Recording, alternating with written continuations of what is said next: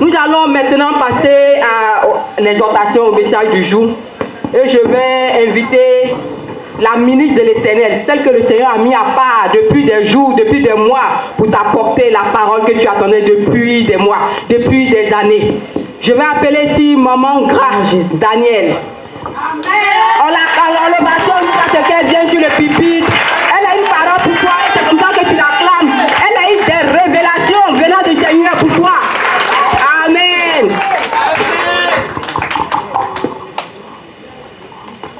Gloire à Jésus. Gloire à Jésus. Avant de commencer, le nom de Jésus est plus haut que tout autre nom, est plus haut que cette situation qui t'a envoyé ce matin. J'espère que tu le crois et je sais que tu le crois. C'est pourquoi tu es venu ce matin. Vous pouvez vous asseoir.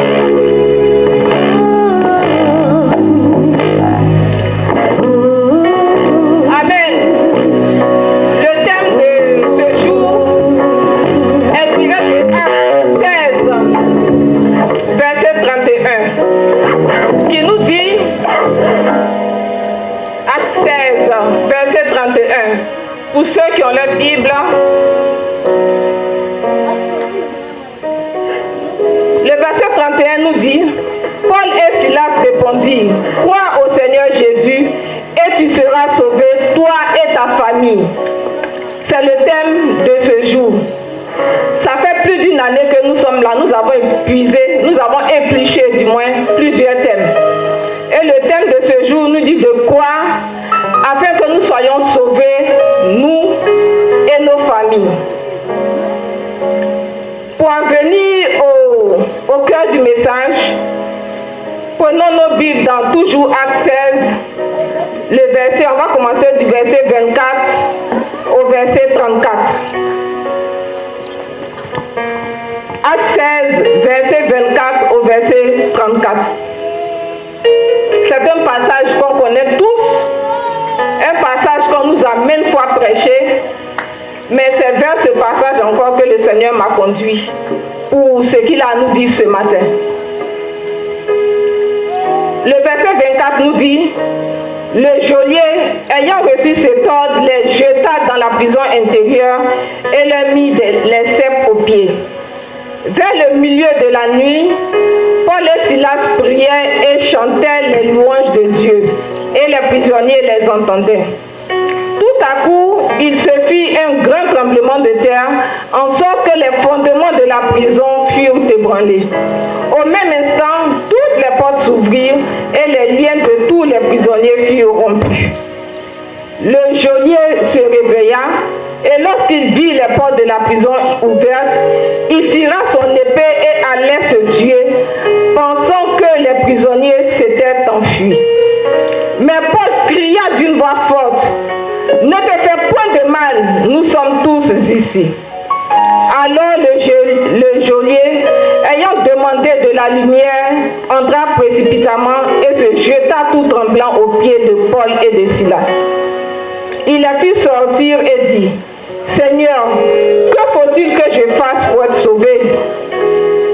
Paul et Silas répondirent, « Crois au Seigneur Jésus et tu seras sauvé, toi et ta famille. » Et ils lui annoncèrent la parole du Seigneur, ainsi qu'à tous ceux qui étaient dans sa maison. Il les prit avec lui à cette heure même de la nuit.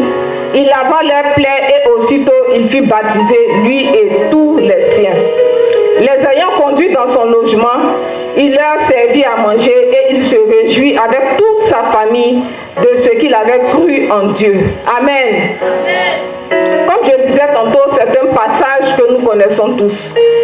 Et l'histoire, c'est que Paul et Silas se trouvaient dans une ville. Et pendant plusieurs jours, ils ont été suivis par une femme qui avait un esprit mauvais, qui criait après eux, ceux-là sont de Dieu, ce sont des fils de Dieu, ainsi de suite. Et Paul s'aidait à chasser l'esprit qui était dans cette femme-là. Alors que cette dame avait des maîtres, et par cet esprit de divination, ils avaient beaucoup d'argent, parce que tous ceux qui venaient la consulter payaient. Donc quand cet esprit est sorti, ils n'étaient pas contents. ils ont fait mettre Paul et Silas en prison. Amen. C'est un peu le contexte de cette histoire. Ils ont fait mettre Paul et Silas en prison.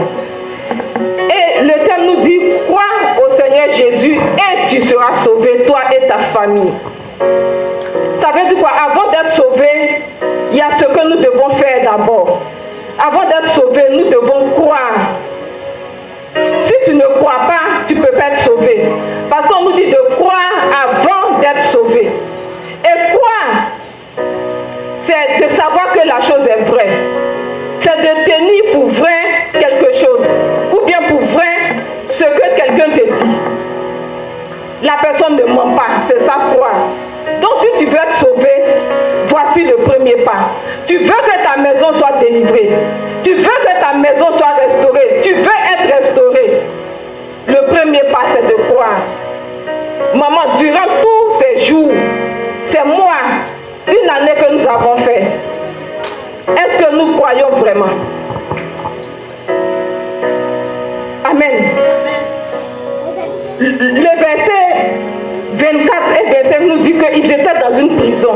Non seulement on les a mis dans cette prison, mais on a mis des gros cailloux à leurs pieds pour les empêcher encore de s'évader. La prison était vraiment reculée. Tout ça pour qu'ils ne s'évadent pas. Mais au milieu de la nuit, qu'est-ce que Paul et Silas faisaient? Ils ne dormaient pas. Ils ne se lamentaient pas. Eh Seigneur, je prie. C'est moi encore qui suis dans les chaînes. C'est pas ce qu'ils ont fait. La Bible dit qu'ils ont prié.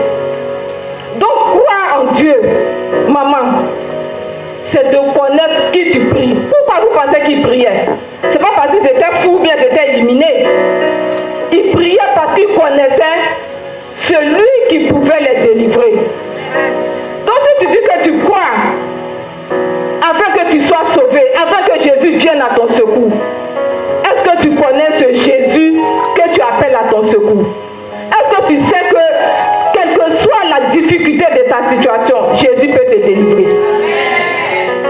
Et ils chantaient, on va dire qu'ils étaient zen.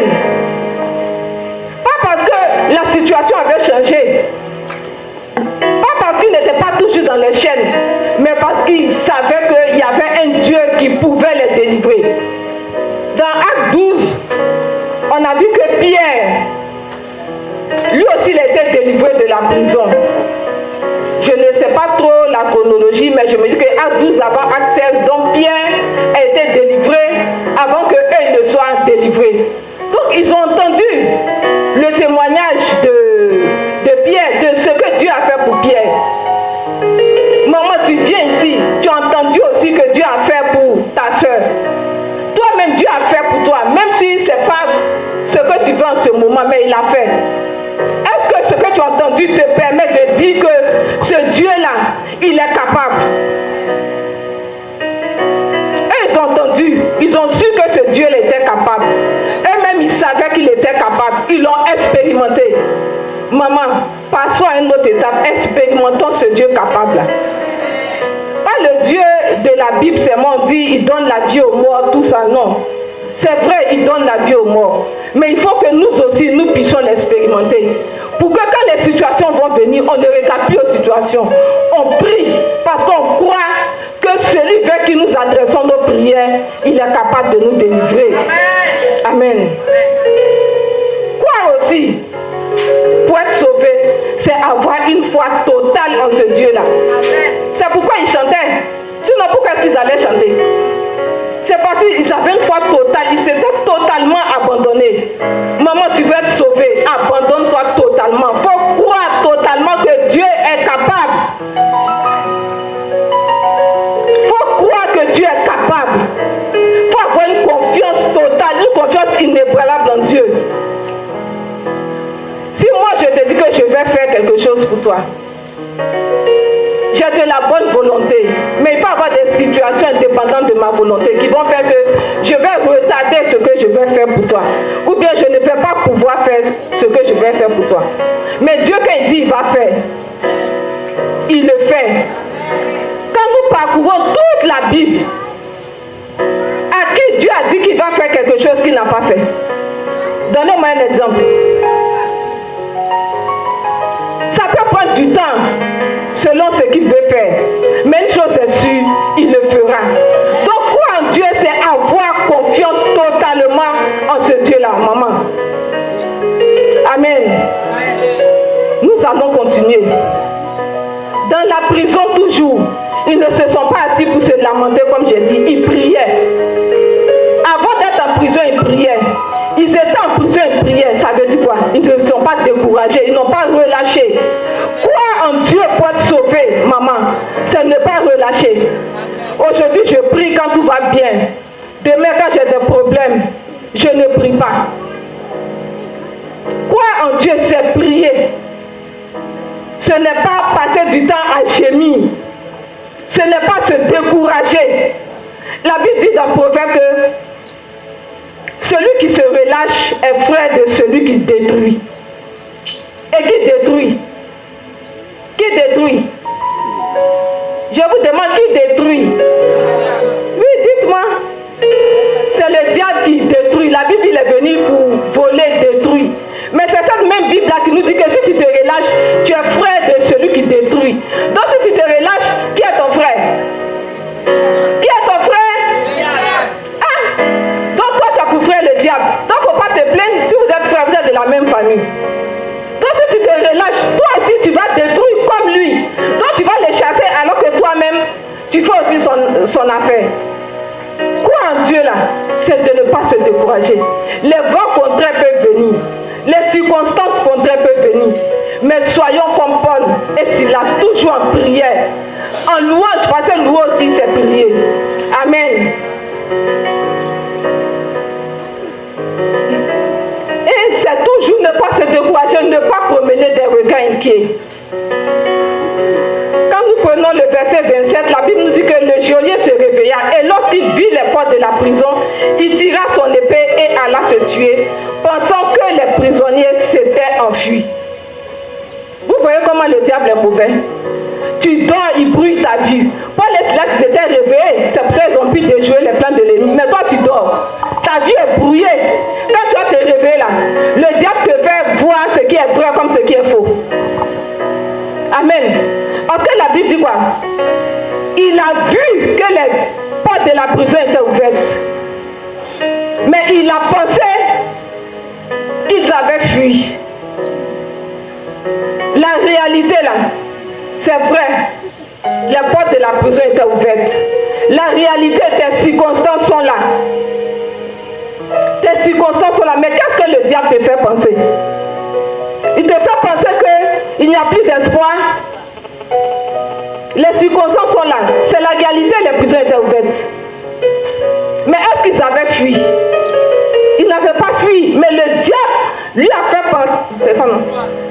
Lui a fait croire qu'ils avaient fui. C'est pourquoi le diable attaque beaucoup les pensées. Il travestit la réalité à son avantage. Il travestit la réalité à son avantage. Donc crois, maman, il faut savoir que ta situation n'est pas gâtée. Ta situation n'est pas gâtée. Il ne faut pas écouter les pensées que Satan te met en tête. Que pour toi est fini. Que ton âge est avancé et tu n'es pas encore marié. Ton âge est avancé et tu n'as pas encore de travail. Tes enfants, tu as peur de leur avenir. Ton mariage bat de l'aile. C'est ce que le diable te fait penser. C'est vrai, quand tu regardes avec tes yeux là, c'est vrai. Ils ont regardé avec leurs yeux, les portes de la prison étaient ouvertes. Tu regardes avec tes yeux, c'est ça. Et le diable encore vient te faire penser encore que Dieu est incapable. Que depuis tu pries, tu viens en main en prière, tu pries, tu t'en vas à l'église, tu pries, tu es chez toi. Ta situation ne change pas. Mais la bonne nouvelle, nous avons un Dieu de miséricorde, un Dieu de compassion. Et ce Dieu-là, ce matin, il veut te crier comme Paul l'a crié à Paul et Silas sont criés au geôlier. Il veut te dire qu'il est là. Il ne faut pas regarder aux circonstances. Quand ils ont crié, nous sommes ici. Qu'est-ce que le geôlier a fait? Le geôlier a demandé de la lumière pour voir si ce qu'il a entendu, c'était réel. Dieu te dit qu'il est là. Dans ta situation, il est là. Si nous prenons le livre de Marc, l'histoire de Jairus. La Bible dit quoi? Quand Jairus est venu s'approcher de Dieu, que Jairus a commencé à prier. Il a vu Jésus, pardon, et il a dit Jésus n'a qu'à venir avec lui, que sa fille est en train de mourir. La Bible dit que Jésus partait avec lui, s'en allait avec lui. Ça veut dire quoi? Quand il a prié là, c'est-à-dire que Jésus était là pour aller l'exaucer? Ou bien c'est pas ce que ça veut dire? Maman, quand tu as prié là, Jésus est avec toi pour t'exaucer. Mais quand ils sont partis, qu'est-ce qui s'est passé?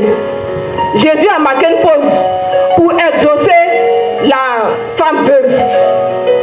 Jésus actuellement il est dans ta pause pour exaucer quelqu'un. Je dis que Jésus a marqué une pause pour exaucer quelqu'un d'autre. Mais est-ce que ça veut dire que Jésus n'était pas avec Jairus? Est-ce que ça veut dire ça? Jésus était avec Jairus. Quand il délivrait la femme qui avait la perte de sang, il délivre et puis il y a Jairus, tu es à côté. Ah d'accord, il continue. Jairus, tu es à côté. Mais pendant ce temps, Jairus se lamentait. Jésus, laisse la femme là, oh ma fille, oh. Jésus, laisse la femme là, ma fille. La situation n'était pas gâtée. Hein. Parce que sa fille encore vivait. Jusqu'à Jésus va venir, là, on dit quoi? La fille est morte. C'est comme ça tu crois. Ma situation est en train de mourir, Jésus ne vient pas. Mais Jésus est avec toi parce que tu as prié. Il faut croire que Jésus est avec toi dès l'instant où tu as prié. Le temps de ton exaucement arrive. Parce que quand il a fini avec la femme, est-ce qu'il n'est pas parti faire pour lui? Donc pourquoi est-ce qu'il ne ferait pas pour nous? Il n'est pas méchant. Amen. Donc, le geôlier, il a demandé la lumière. Et quand il a demandé la lumière, il s'est rendu compte que, effectivement, ce qu'il avait entendu, c'était vrai. La Bible nous dit quoi? Que Jésus est la lumière du monde. La Bible nous dit que la parole est la lumière qui éclaire notre sentier. Croire en Jésus, c'est s'approprier sa parole. Parce que c'est la parole là qui a fait que ce qu'il pensait là, il a vu que c'était faux. Donc ce sont les promesses de Dieu contenues dans sa parole là qui vont faire que ce que le diable veut te mettre en tête là, tu vas savoir que c'est faux. On a besoin que nos situations soient éclairées au regard de la parole de Dieu. Parce que quand il a vu la lumière là, il a vu qu'ils étaient présents. Que ce qu'il croyait c'était faux. Si tu prends la Bible, tu vas voir que tout ce que le diable veut te mettre en tête là, c'est faux. Parce que la Bible dit qu'il n'y aura pas de stérile dans sa maison. Donc, tu vas affronter. La Bible dit qu'on doit travailler. Tu vas travailler. Pour chaque problème, il y a une solution dans la Bible. Mais si tu n'ouvres pas pour t'éclairer à la lumière, tu vas croire que Dieu est un menteur. Tu vas être sauvé. Mais tu vas être sauvé sur la parole de qui? Tu vas être sauvé sur la parole de Dieu. Donc que la parole de Dieu soit cette lumière-là qui te permet de discerner le mensonge de l'ennemi. Amen. Donc, croire en Dieu aussi, c'est de poser la bonne question. Et ce monsieur, le geôlier, il a posé la bonne question. Que faut-il faire pour que je sois sauvé? Maman, dans ta situation, depuis, ça ne bouge pas. Est-ce que tu as posé la bonne question à Dieu? Tu as interrogé Dieu. Parce que croire en Dieu, c'est interroger Dieu aussi. Si tu sais que tu peux avoir confiance en lui. Si tu sais que ce qu'il dit est vrai. Donc, il faut qu'il te dise par rapport à ta situation, qu'est-ce qui ne marche pas, qu'est-ce qui marche. Ou bien, lui, quand il a posé la bonne question, est-ce qu'il n'a pas été sauvé lui et puis toute sa famille?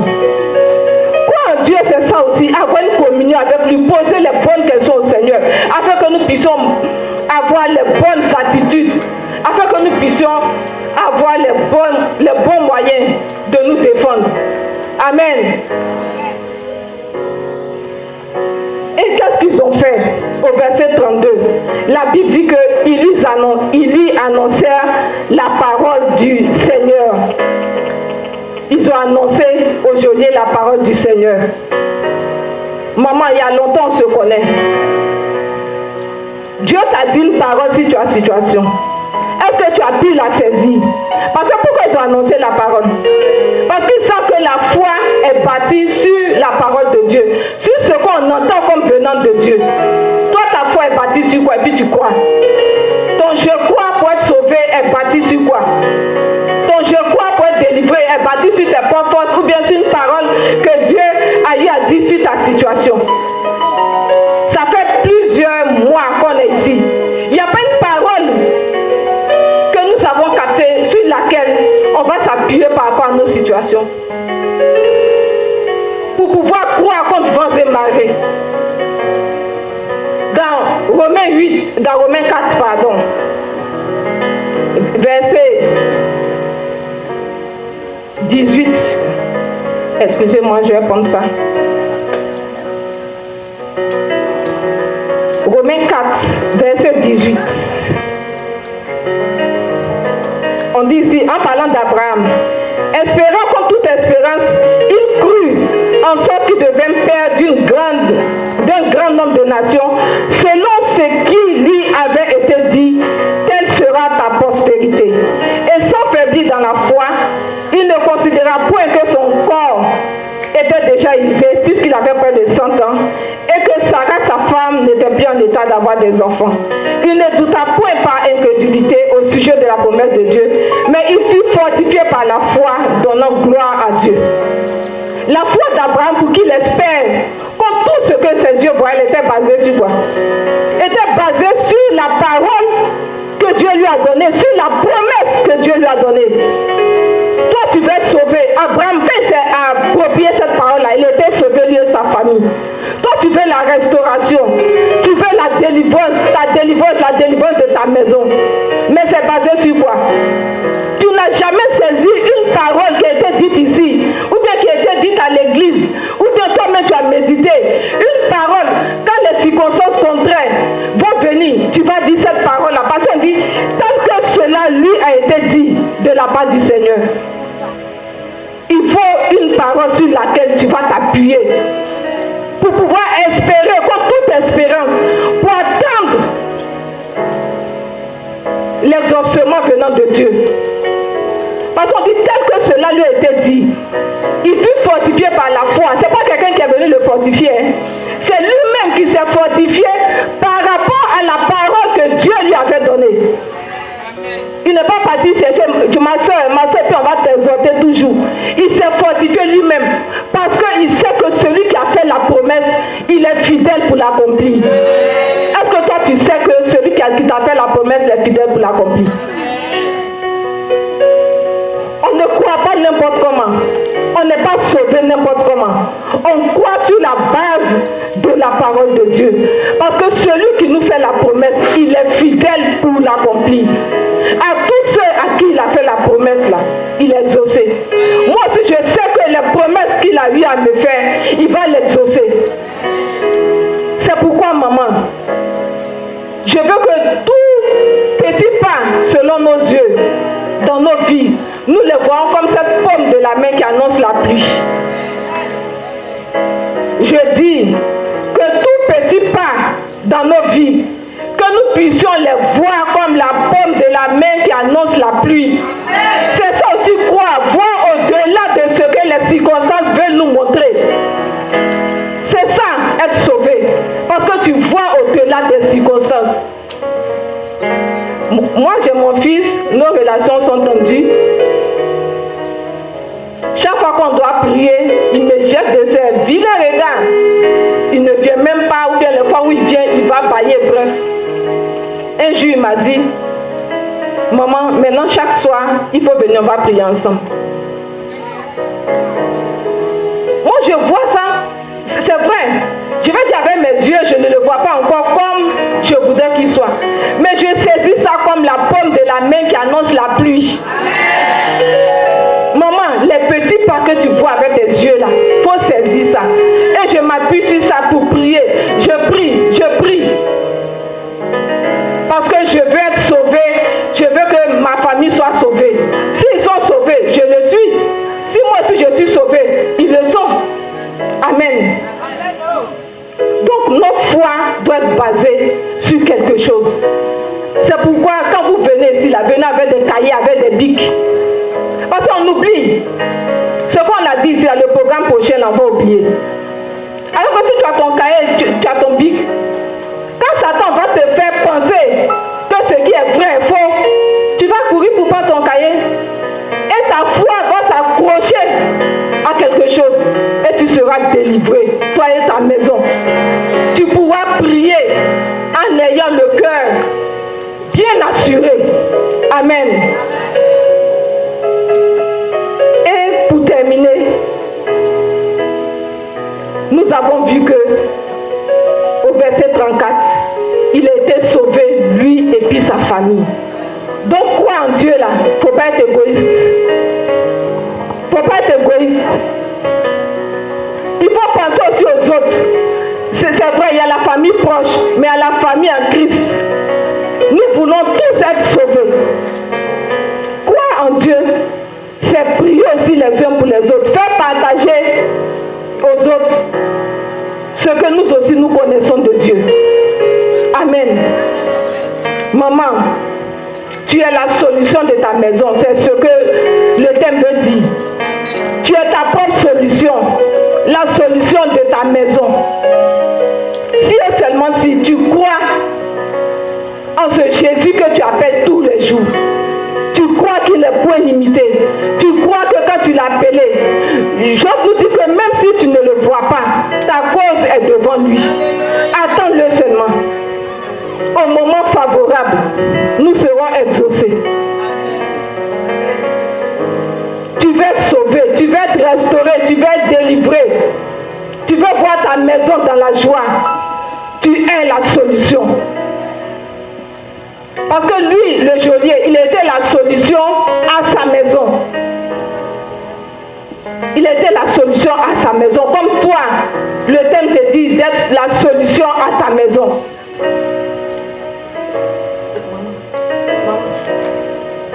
D'être la solution à ta maison.